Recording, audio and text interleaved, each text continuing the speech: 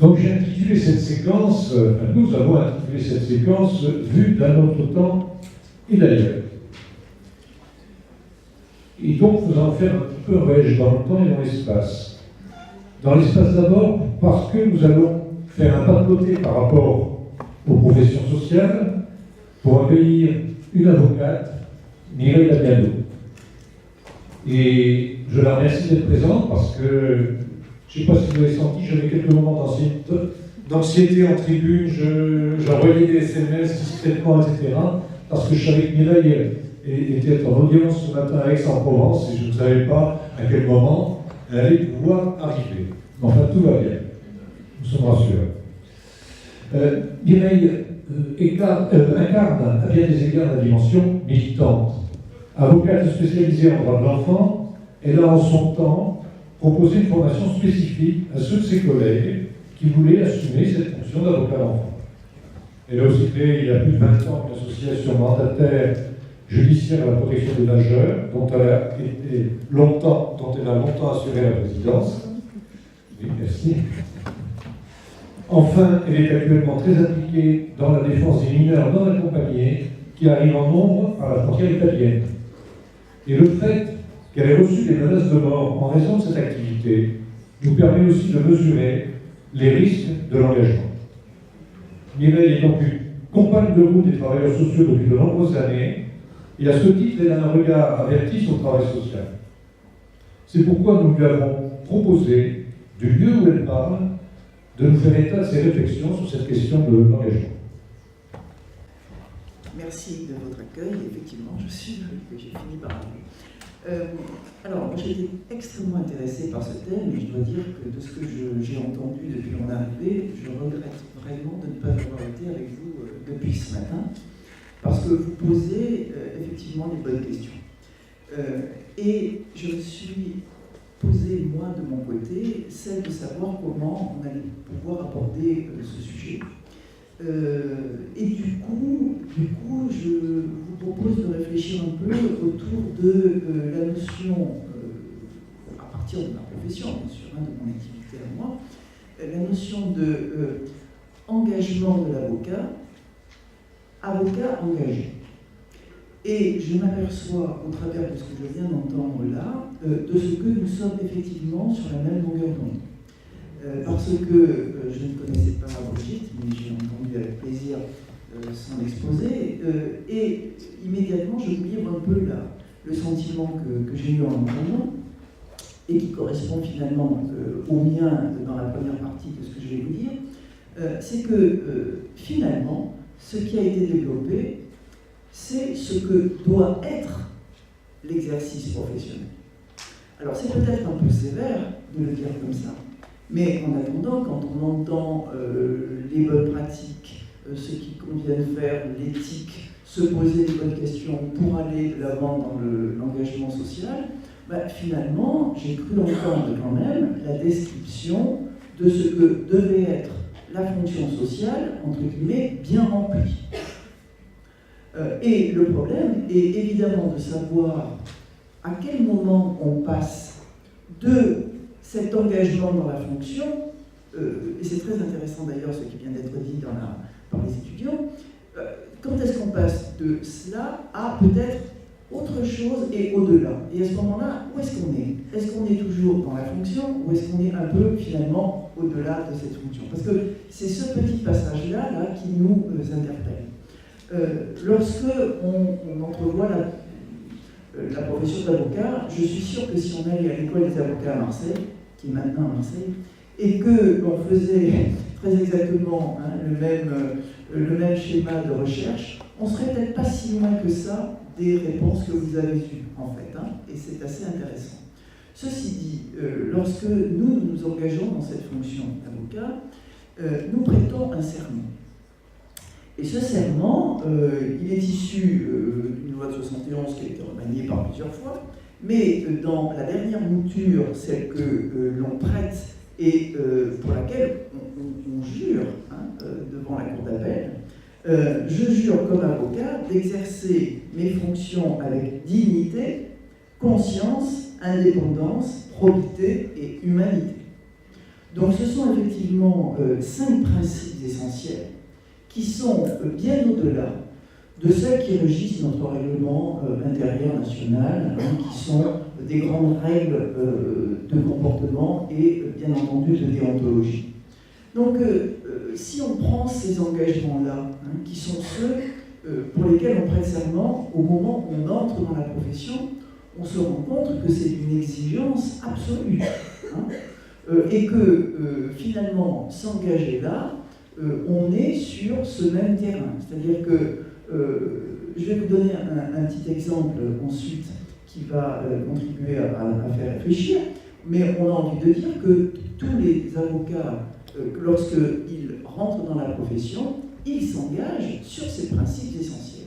Et les remplir, c'est donc être un avocat engagé au sens de je respecte mes obligations, je respecte les convictions, je respecte mon indépendance, ma dignité, ma conscience, et je fais mon métier avec humanité. Bon, alors nous avons eu évidemment de multiples difficultés pour maintenir le corps des avocats, parce que vous n'êtes pas sans savoir qu'on a eu des adjonctions, nous ne sommes pas tous extraits, on a l'habitude de dire on a des avocats de souche, on a des avocats qui le sont moins, parce qu'on a intégré tous les conseils juridiques, et que c'est vrai que les conseils juridiques n'avaient peut-être pas au départ des convictions liées à la défense des libertés principalement, mais je pense qu'on a quand même réussi à maintenir l'existence de ce corps par le fait que nous sommes ancrés sur une même déontologie. Et je rappelle que la déontologie, ce n'est pas la défense du professionnel, c'est la défense des justiciables. Et c'est au bénéfice des justiciables. Donc nous sommes quand même un corps dans lequel on peut identifier ces pratiques-là.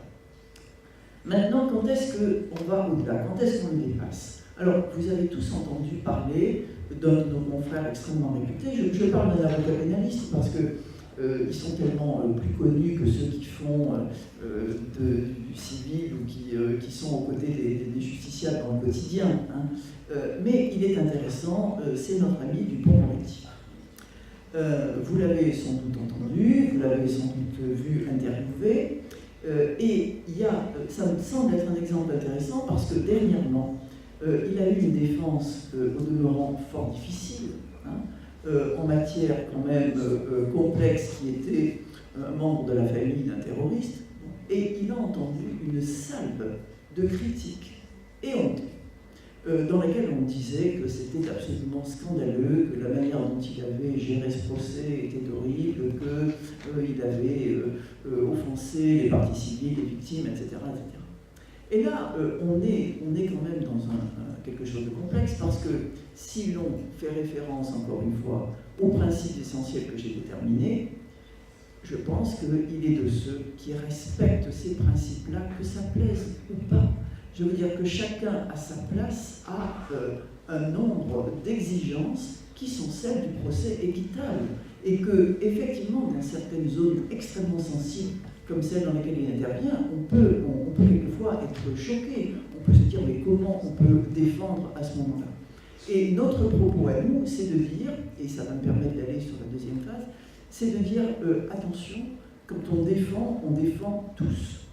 Et on a souvent argué de cela en disant, nous sommes là pour, entre guillemets, les défendre tous.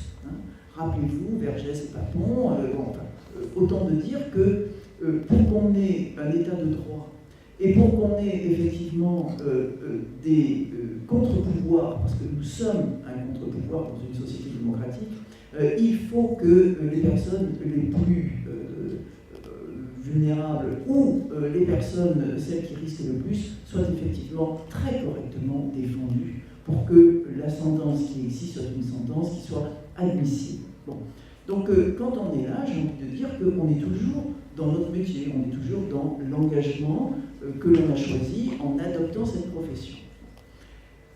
On peut être amené, en fonction de certaines expériences et en fonction de certaines constatations, à effectivement franchir, à mon sens, le pas, et l'école et les étudiants de l'école ont prononcé le mot effectivement de engagement et militantisme. Alors quand est-ce qu'on passe de ce que on fait correctement notre métier à celui de on est un petit peu au-delà et on est militant? Je pense qu'en réalité, c'est un peu comme si on passait d'une défense individuelle. Hein, n'oubliez pas que nous ne sommes pas impartiaux. Hein, on est partiaux. On est là pour ça, d'ailleurs. On défend une personne, physique ou morale. On est une partie quand elle est au procès. Et on s'occupe de celle-ci, pas de l'adversaire, même si on a, encore une fois, des obligations de transparence et des obligations de loyauté dans le débat judiciaire. Mais en attendant, on est aux côtés de quelqu'un. On peut avoir des constatations qui sont des constatations extrêmement inquiétantes et qui sont celles de ce que des garanties fondamentales ou des libertés sont enfreintes dans notre pays et pas très loin d'ici. Et c'est vrai que l'expérience de ce qui se passe à la frontière franco-italienne a fait à un moment donné que certains d'entre nous ont pris des engagements qui sont des engagements de défense au travers principalement de l'atteinte aux garanties des mineurs qui sont sur notre territoire, mineurs isolés et mineurs étrangers. Et je vais vous donner l'exemple d'une action qui a été faite récemment et qui a été montée de cette manière-là. J'ai coutume de dire qu'un avocat, pour qu'il soit précisément dans l'humanité et puis qu'il puisse intervenir sur un certain nombre de champs, ne peut pas être dans sa bulle et se dire que le droit règle tout. On ne peut que travailler, et c'est pour ça que Philippe disait que j'étais souvent aux côtés effectivement des intervenants sociaux, mais dans ce cadre-là, nous sommes aux côtés d'un certain nombre d'associations et que nous travaillons avec elles. Donc nous sommes passés dans une espèce d'expérience collective dans laquelle il s'agissait de vérifier si les droits de personnes que nous ne connaissons pas, hein, c'est-à-dire que nous savons qu'il y a des mineurs qui effectivement sont assez maltraités, mais en attendant, on ne les connaît pas, on n'a pas de connaissances particulières et on va faire un certain nombre d'observations. Nous les avons faites en février, mi-mars et fin mars. Nous les avons faites aussi, parce que c'est une possibilité qui nous est offerte, avec des élus, puisque les élus rentrent dans certains lieux plus facilement, accompagnés d'ailleurs de journalistes. Ceci dit, et à cette occasion, ont pu être révélés un certain nombre d'infractions qui sont le fait de ce que les mineurs qui rentrent, certes en essayant de franchir une frontière, ne peuvent pas entrer dans le circuit de la protection. Quand je dis entrer dans le circuit de la protection, je pense que ça parle à beaucoup d'entre vous, hein, puisque c'est une obligation. J'ai l'habitude de dire que ce n'est pas du tout parce qu'on applique une loi internationale, des engagements internationaux, hein, c'est des textes français, dans laquelle on dit que les mineurs qui arrivent doivent avoir une certaine protection et rentrer effectivement dans le circuit de la protection.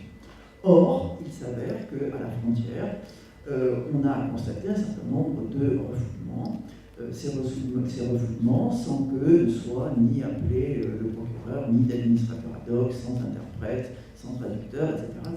Donc, ces constatations-là, qu'est-ce qu'on en fait? Qu'est-ce qu'on en fait? Est-ce que nous, avocats, nous pouvons en faire quelque chose?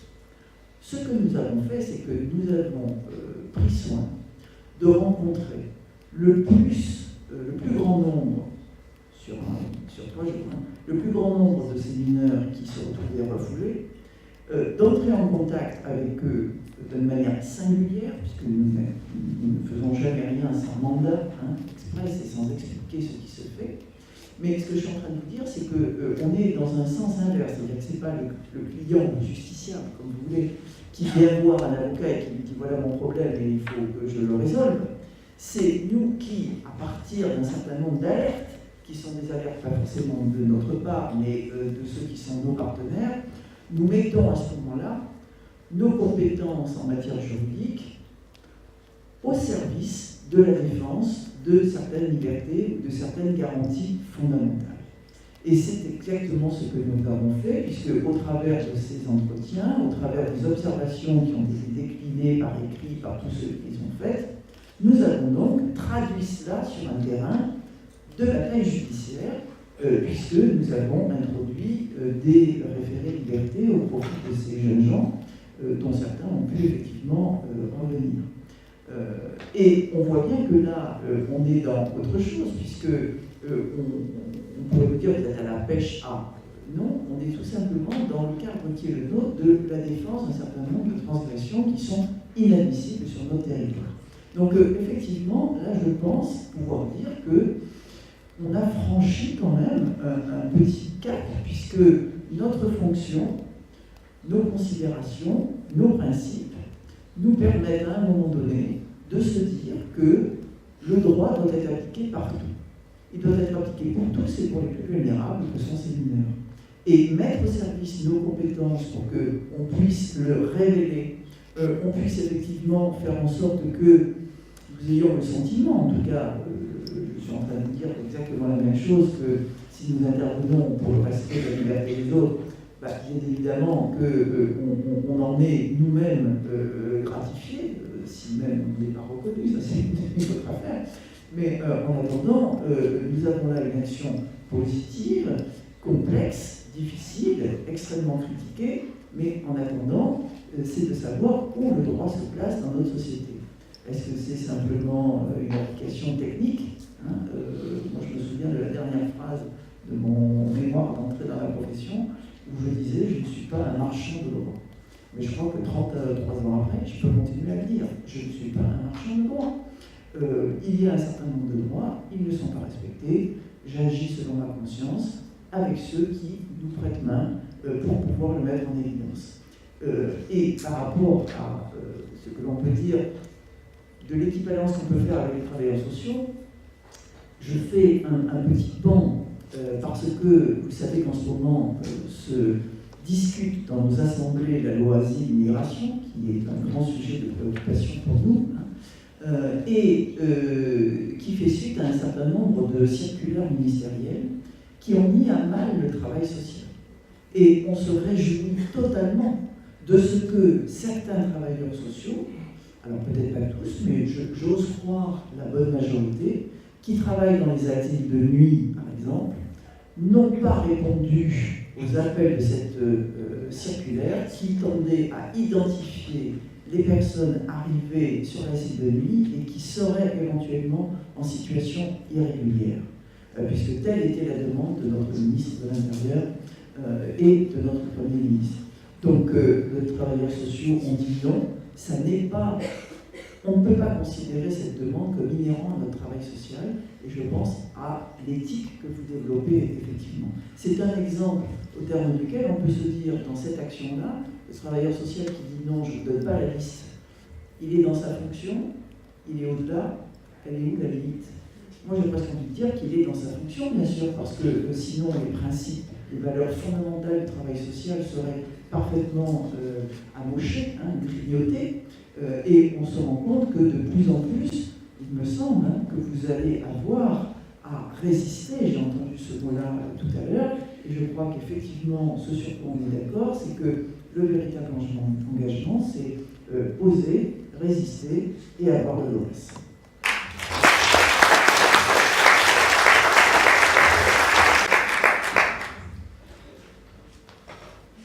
La parole est à vous.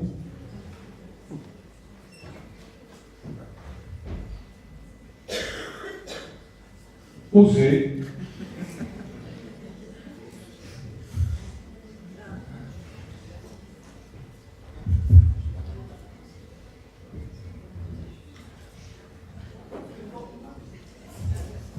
Bonjour. Question par rapport aux migrants, justement, un peu très concret. Comment est-ce qu'on peut être militant, éducateur ou pas éducateur, aller au-delà de son travail, se mettre un petit peu hors la loi pour défendre nos convictions, tout en inculquant les valeurs de respect des lois des plus jeunes?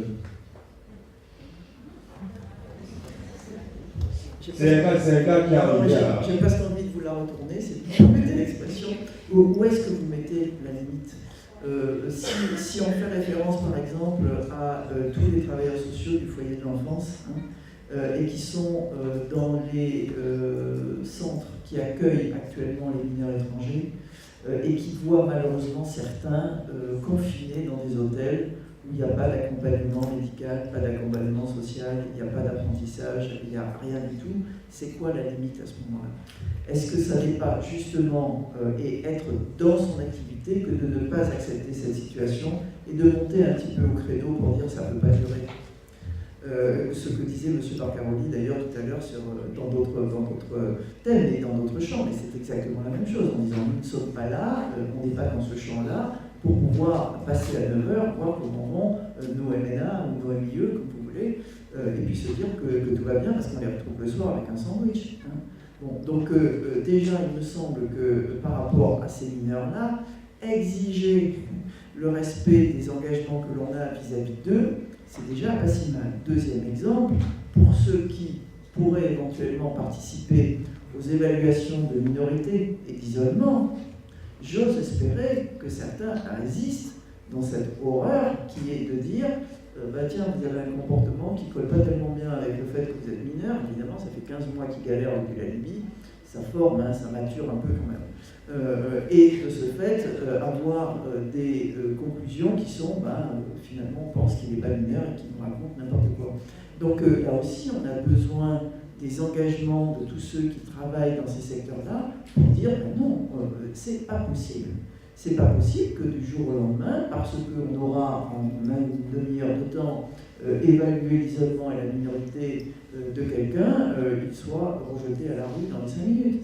Bon, voilà, moi je pense qu'un éducateur qui se trouverait dans ces situations-là, déjà faire remonter ces difficultés, déjà faire dire qu'il y a un certain nombre de règles légales, il y a un certain nombre de circulaires, il y a un certain nombre de choses qu'il faut mettre en œuvre et se battre pour qu'elles le soient, c'est déjà super.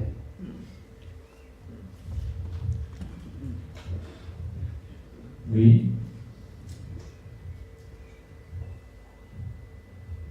Justement, ça ramène à l'engagement social qui, je pense, a une dimension quand même citoyenne, au même titre que nos usagers.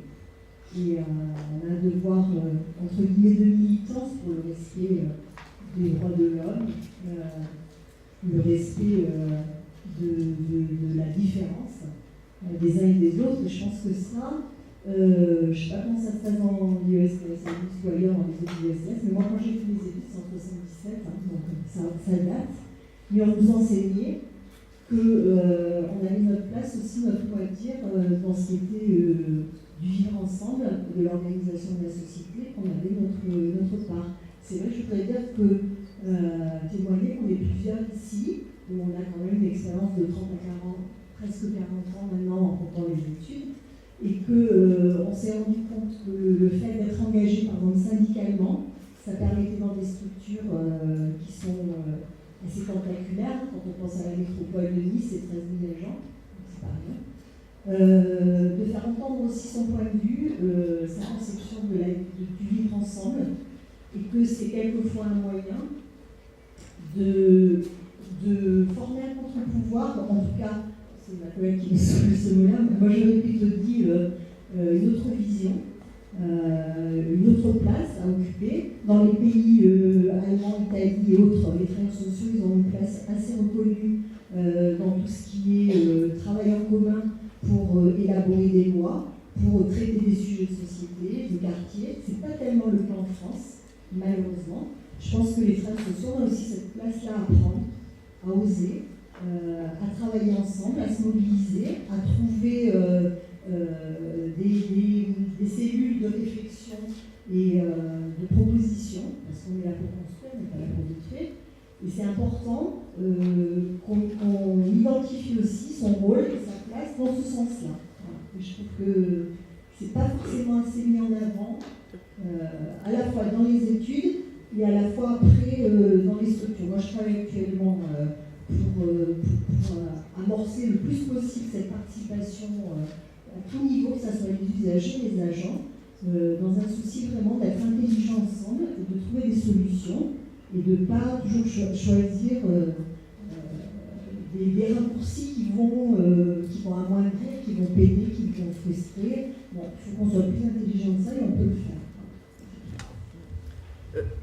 Je vous remercie de cette intervention parce que, en fait, vous avez abordé un des points qui est fondamental, qui est l'élaboration de la loi dans notre pays. Et en conséquence de quoi, je pense qu'effectivement, si toutes les constatations qui sont faites par vous, par nous, étaient un peu travaillées, un peu remontées, et que nous puissions alerter, puisqu'on est dans un système de démocratie déléguée, et faire remonter effectivement les expériences de terrain sur le fait que ça n'est pas possible d'envisager telle ou telle réforme de tel aspect de la loi de manière à ce que ça puisse passer le cap et aller sur les bancs d'assemblée, on aura effectivement participé à quelque chose. Puisque je vous donne une anecdote qui me je grogne en ce moment beaucoup quand même. Il se trouve que dans le cadre de la discussion de la loi Asile-Immigration, il y a un amendement qui est extrêmement problématique pour nous et qui consiste dans l'adjonction de 5 mots dans un texte du CESEDA, du Code d'entrée et demandeurs d'asile. Il se trouve que lorsque nous avons évoqué les problèmes des mineurs à la frontière, et ce qui a été reconnu par le tribunal administratif, il y a un certain nombre d'obligations pour la garantie de leurs droits et l'accès éventuellement à l'asile également pour eux. C'est ce que j'ai énoncé tout à l'heure, c'est un jour franc pour pouvoir connaître ses droits, c'est avertir l'ASE, c'est avertir le procureur, etc. Et l'adjonction de simplement 5 mots. Disposition non opposable aux frontières terrestres, puisqu'on est dans l'espace Schengen. Ça voudrait dire que tout ce que nous avons réussi à mettre en évidence, tout ce qui a fait que nous avons eu 19 ordonnances qui relèvent que pour ces jeunes, ça n'avait pas été respecté, tomberait par l'adjonction de ces 5 mots. Ça voudrait dire qu'on relègue les garanties des libertés quand même fondamentales d'un être vulnérable qui est un mineur à l'entrée en Italie par exemple, puisque c'est la frontière externe de Schengen, mais pas la frontière franco-italienne. Et là, c'est quand même hallucinant de voir que dans le cadre de l'élaboration d'une loi nationale, on répond à une décision de justice qui ne plaît pas, en faisant en sorte de faire tomber des garanties fondamentales.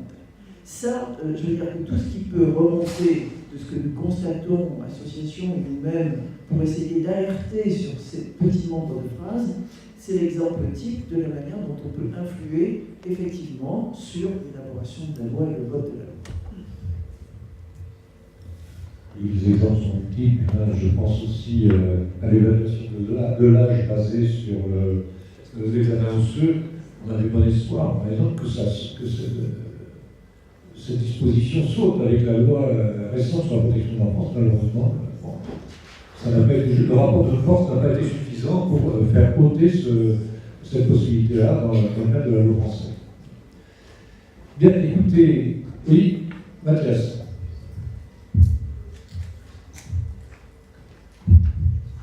Oui, je voulais vous remercier d'abord pour la finesse avec laquelle vous avez souligné la difficulté de poser des frontières trop tranchées entre ce que vous avez appelé l'engagement professionnel et être engagé. Et je trouve qu'en tant qu'historien, ça renvoie très très fortement en miroir les lectures qu'on peut faire sur des périodes passées, qui reposent exactement ce que vous disiez. Je pense évidemment à la période de la Seconde Guerre mondiale, où ça renverra à l'intervention suivante, la période de la guerre d'Algérie. Et que malheureusement, des lectures qui seraient trop tranchées entre simplement un collaborationnisme ou une résistance nous gomment justement toute la subtilité de ces frontières beaucoup plus subtiles d'attitude qu'il peut y avoir dans des circonstances comme ça extrêmes, de conjoncture internationale extrême, et qui montrent bien que c'est très difficile, vu de l'extérieur, de poser, voilà, jusqu'à cette limite-là, les gens auraient été collabos, à partir de cette limite-là, ils deviennent d'un coup résistants, c'est beaucoup plus complexe. Et je trouve que votre façon, absolument pas d'honneur de leçon, de montrer toujours cette frontière tangible, extrêmement délicate à dessiner, et personnellement, par chaque acteur, est tout à fait éclairante, même pour regarder le passé. Merci. Merci Mireille. Et nous allons rester dans